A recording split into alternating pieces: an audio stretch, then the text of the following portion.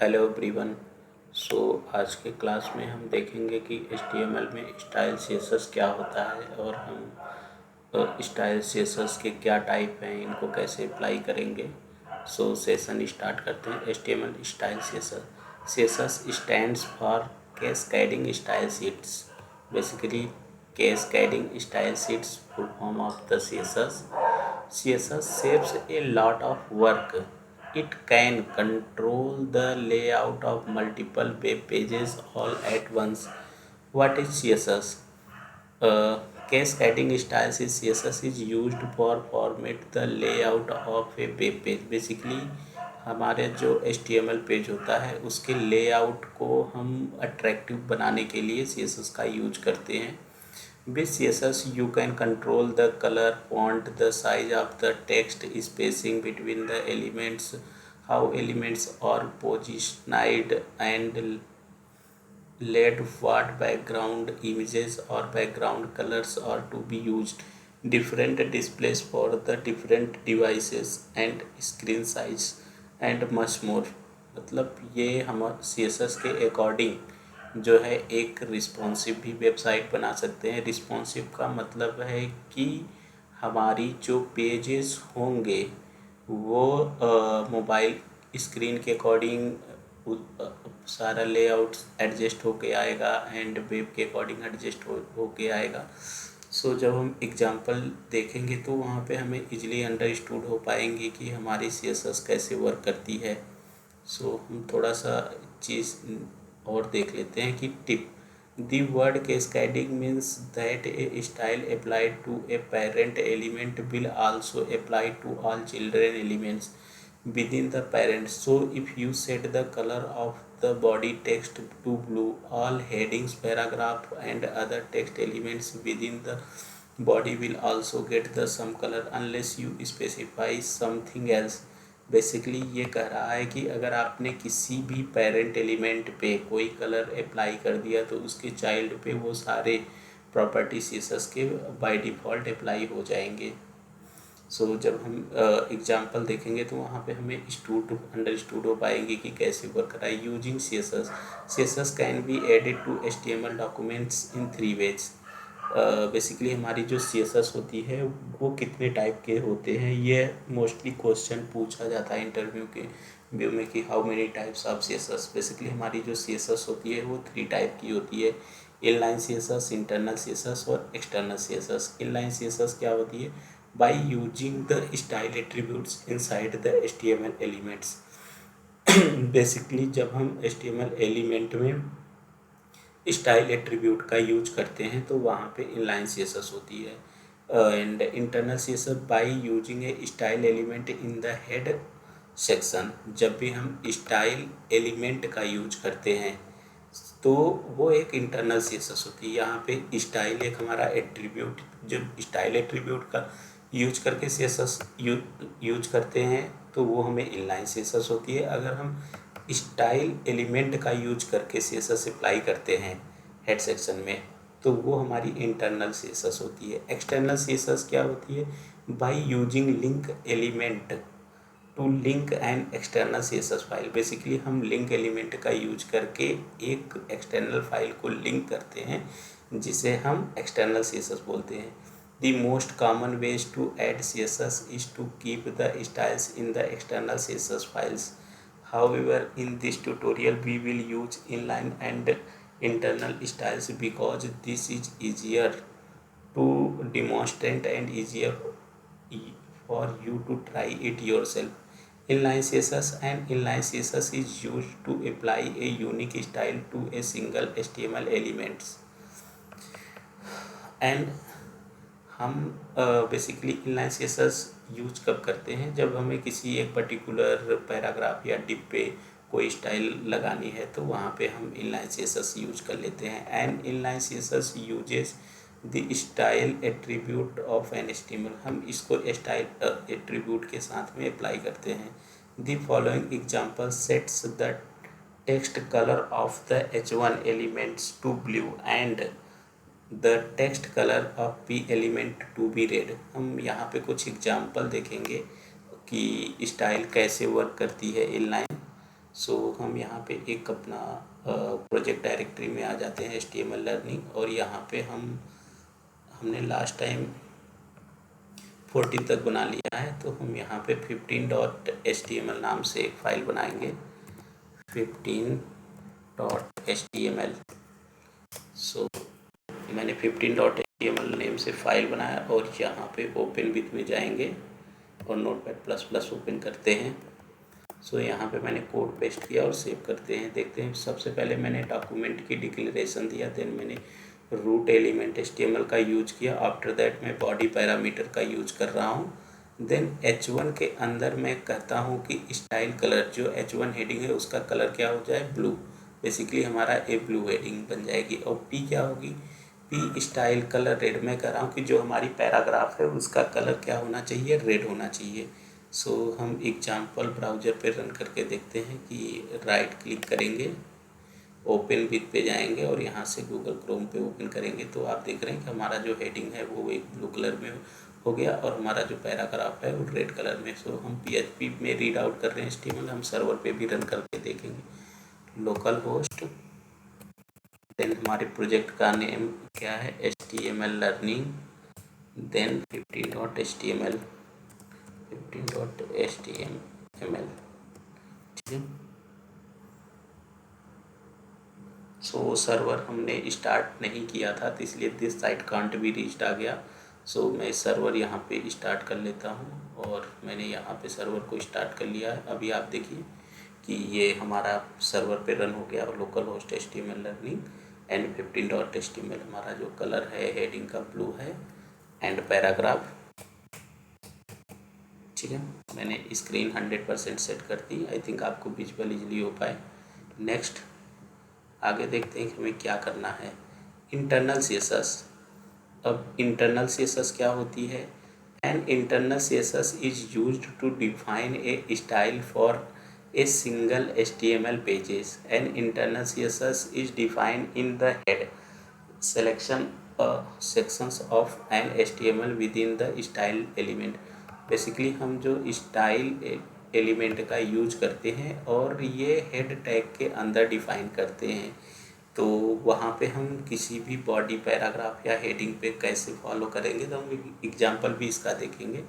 तो the following example, set the text color of all H1 elements on the page blue and the text color of our page element in the additional pages will be display a powder blue, right।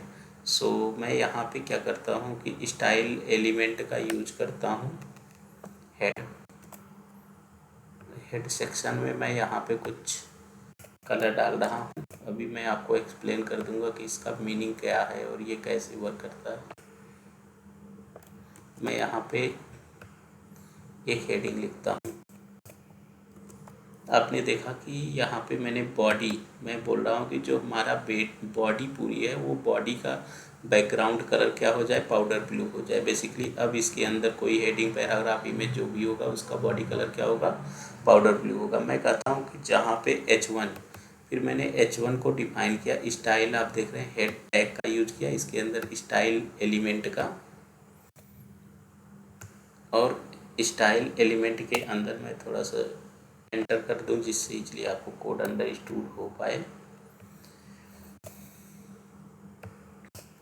I think अभी आपको code दिख पा रहा होगा, मैंने save किया। मैं कह रहा हूँ कि जो भी हमारी बॉडी है, बॉडी का कलर क्या हो, पाउडर ब्लू है। H1 का जो भी H1 है उसके कलर ब्लू हो, एंड P हमारा पैराग्राफ का कलर रेड हो। सो आई थिंक इतना ये हमारा हेडिंग है, ये पैराग्राफ है। मैं इसको अब एक बार ब्राउज़र पर रन करके दिखा रहा हूँ। आप देख रहे हैं हमारा पाउडर ब्लू पूरा बॉडी हो गया और ये H1 का ये हो गया। मैं कहता हूँ कि यहाँ पे एक अनदर, यहाँ पे एक H2 हेडिंग हो,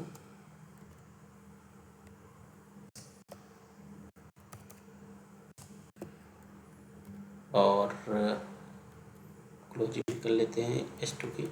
यहाँ पे मैं कह देता हूँ कि this is another heading, this is H2। तो मैं कहता हूँ कि इसका जो H2 का है वो कलर क्या हो जाए। मैं कहता हूँ कि जो हमारी H2 हेडिंग है और हम कर्ली ब्रेसेस ओपन क्लोज करेंगे। इसका कलर क्या होना चाहिए? कलर मैं चाहता हूँ ग्रीन हो जाए। सो मैं अप्लाई करता हूँ, सेमीकोलन, टर्मिनेट, देन सेव करके देखते हैं कि हमारा कलर क्या चेंज हुआ इसका। अभी आप देख रहे हैं दिस इज H2, इसका कलर ग्रीन हो गया। तो इस तरह से आप किसी भी पैराग्राफ या हेडिंग पे उसकी इंटरनल सीएसएस का यूज करके कलर इफेक्ट देख पाएंगे। सो नेक्स्ट आगे बढ़ते हैं कि क्या है external CSS। And external CSS style is used to define the style for an HTML pages to use an external element sheet, add a link it to head sections of the each element। Basically क्या है कि हमें head section में एक link tag के through एक style other external file को include करनी होती है। सो हम इसका एग्जांपल देख लेते हैं एक कि हमें कैसे डिफाइन करेंगे इसको। सो हम चाहते हैं कि अभी जो यहाँ पे ये इंटरनल CSS लिखी हुई है इसको पूरा हटा के मैं चाहता हूँ कि यहाँ पे लिंक करना है। इसका जो REL इसमें एक एट्रीब्यूट होता है, इसका हमें यहाँ पे बताना होता है कि हम क्या लिंक करा रहे हैं। Style sheet STYLE style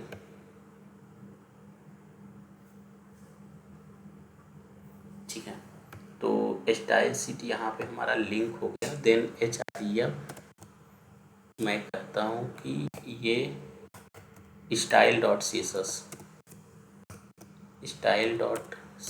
name से एक फाइल बने और उसको हम लिंक कराएंगे।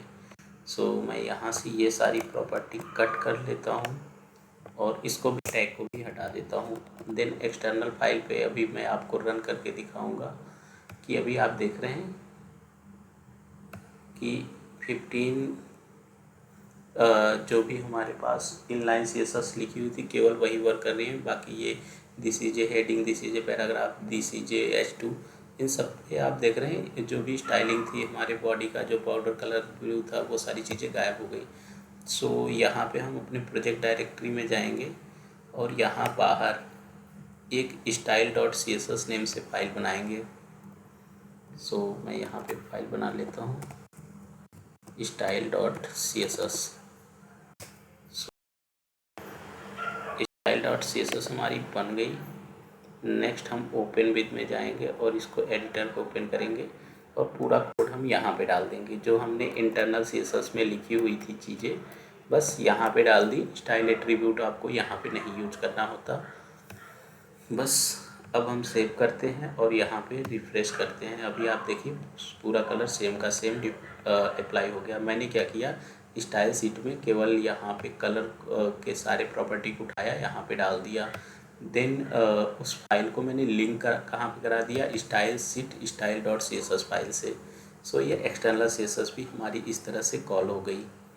सो आई थिंक आपको अंडरस्टूड हो पाया होगा कि इंटरनल CSS कैसे यूज करेंगे, एक्सटर्नल CSS। तो ये सारी चीज़ें नेक्स्ट आगे हम देखते हैं कि और क्या चीज़ें हैं। The external style sheet can be written in any text editor. The file must be contain any HTML code and the must save with .css। जो एक्सटर्नल फाइल हम बनाएंगे उसका एक्सटेंशन जो होता है वो .css। आप देख रहे हैं मैंने style.css मतलब बेसिकली CSS का जो एक्सटेंशन होता है उसका .css एक्सटेंशन हमें यूज करना पड़ेगा।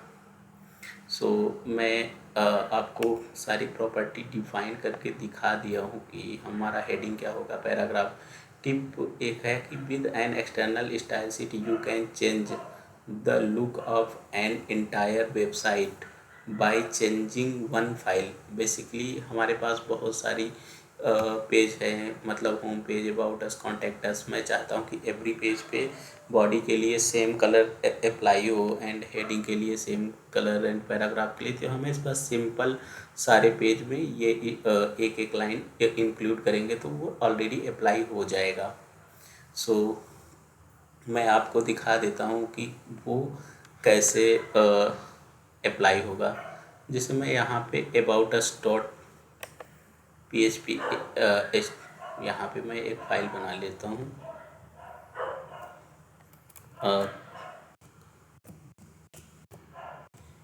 contact.html। ठीक, यहाँ पे मैं राइट क्लिक करूँगा, ओपन विथ पे जाऊँगा और यहाँ पे मैं कहता हूँ कि जो 15 पे सारा कोड लिखा हुआ है ये आपको मैं यहाँ पे डाल देता हूँ और ये कहता हूँ कि ये हमारा हेडिंग एक कॉन्टैक्ट पेज है। तो इस तरह से अगर हमने यहाँ पे कॉन्टैक्ट वाले फाइल को भी ओपन किया, सो यहाँ पे भी आप देखेंगे कि इस पे भी कलर अप्लाई हो जाएगा। सो आप देख रहे हैं यहाँ पे कॉन्टैक्ट आ गया कि कॉन्टैक्ट हमारा पेज है और ये कलर भी अप्लाई हो गया इंटरनल, क्योंकि हमने कुछ भी नहीं किया, बस सिंपल एक लाइन इंक्लूड किया और वो कॉल हो गया। नेक्स्ट हम देखते हैं कि और क्या चीज़ें होती है। This CSS color property defines the text color to be used. The CSS font family property defines the font to be used. The CSS font size property हम डिफाइन करते हैं फॉन्ट के साइज को बढ़ाने या कम या ज़्यादा करने के लिए। सो यहाँ पे हम कुछ फॉन्ट साइज भी अप्लाई करके देखेंगे कि फॉन्ट साइज हमारे हेडिंग का क्या होगा, पैराग्राफ का क्या होना चाहिए।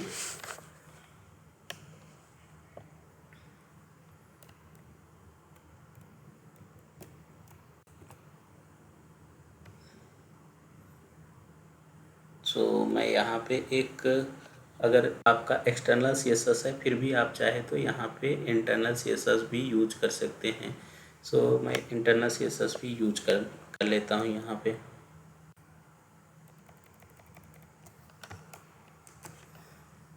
आप इस CSS में सबसे सही चीज़ है ये है कि आप सारी चीज़ें एक ही साथ इंटरनल एक्सटर्नल इनलाइन सारे CSS वन टाइम में यूज कर सकते हैं।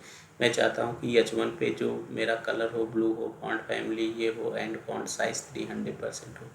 सो मैं क्या करता हूँ, नेक्स्ट इसका H1 पैराग्राफ वगैरह कुछ डाल देता हूँ कि जिससे आपको इफ़ेक्ट देखना इजी हो जाए। सो यहाँ पे हम बॉडी के अंदर कुछ और लिखते हैं। ऑलरेडी ये पैराग्राफ लिखा हुआ है तो यहाँ पे मैं कहता हूँ कि कुछ यहाँ पे टू नाम दे देता हूँ कि जिससे हमें चेंजेस एटलीस्ट पता चले कि हम क्या कर रहे हैं।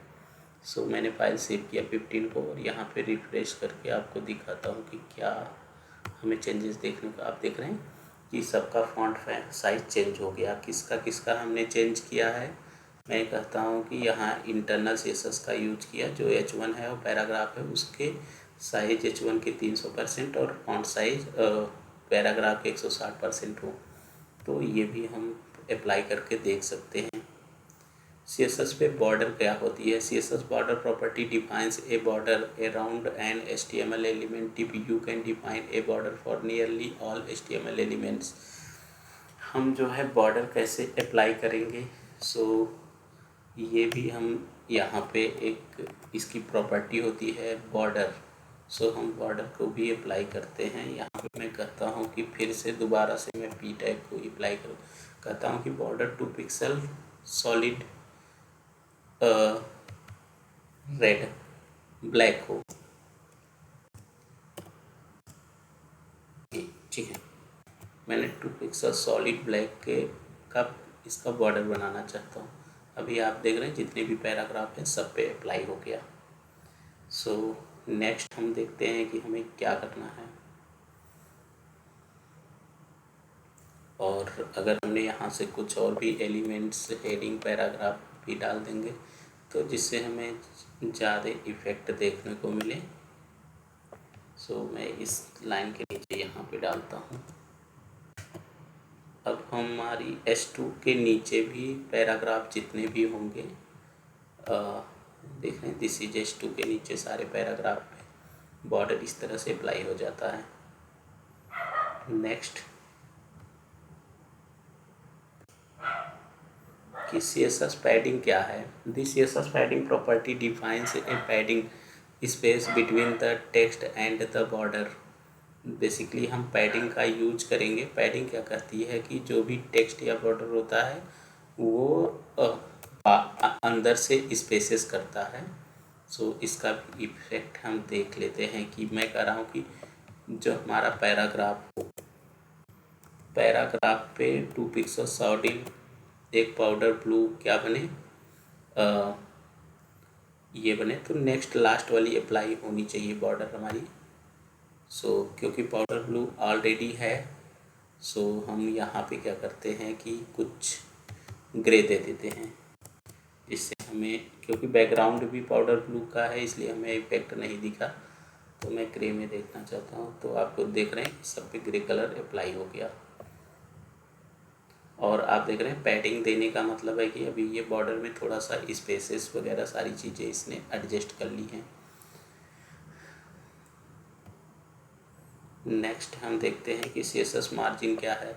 This CSS margin property defines a margin outside of the border. Please हम मार्जिन भी अप्लाई कर लेते हैं कि ये मार्जिन कैसे वर्क करता है। तो हम कहते हैं कि इसका एलो के साथ में 15 पिक्सल का मार्जिन के साथ में अप्लाई हो। अभी आप देख रहे हैं पैडिंग और साथ में मार्जिन भी इसने ले लिया। सो आपको इफेक्ट इतना अंडरस्टूड हो पा रहा है।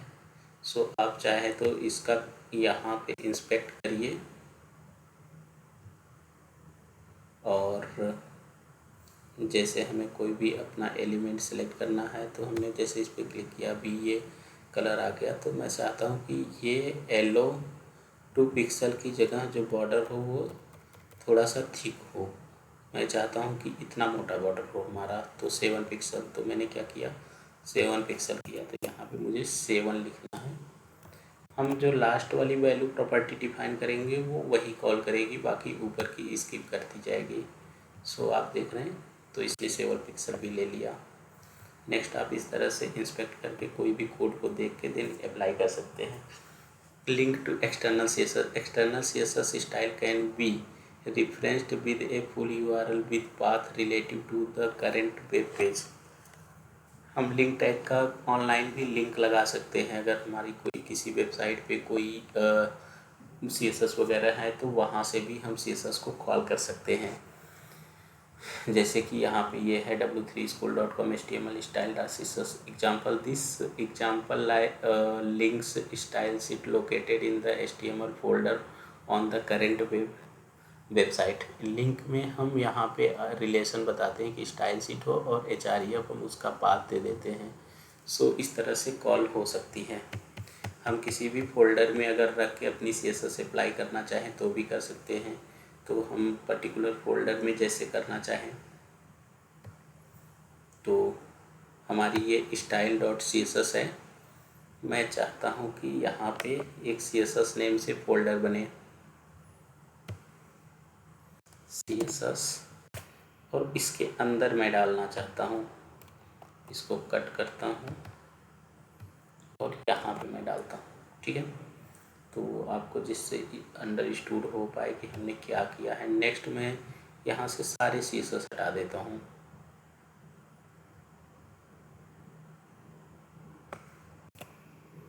ठीक, सेव किया और अभी मैंने CSS के अंदर डाल दिया है CSS को। आप देखेंगे कि सारे जो भी हमने कलर वगैरह डिफाइन किए थे वो सब हट गए।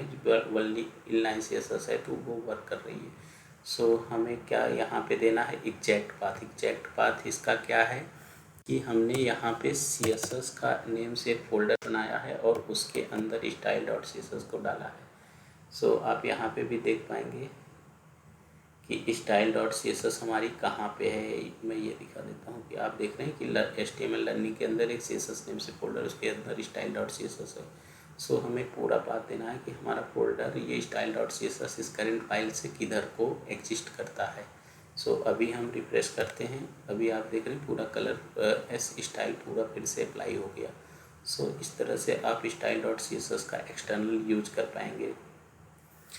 चैप्टर में क्या है, use the HTML style attribute for inline styling. कभी क्या होता है कि स्टाइल एट्रीब्यूट क्यों यूज होता है, तो हम इनलाइन CSS अगर किसी पैराग्राफ या हेडिंग पे अप्लाई करना है तो उसके लिए इनलाइन सीएसएस यूज कर सकते हैं। Use the HTML style element to define internal CSS.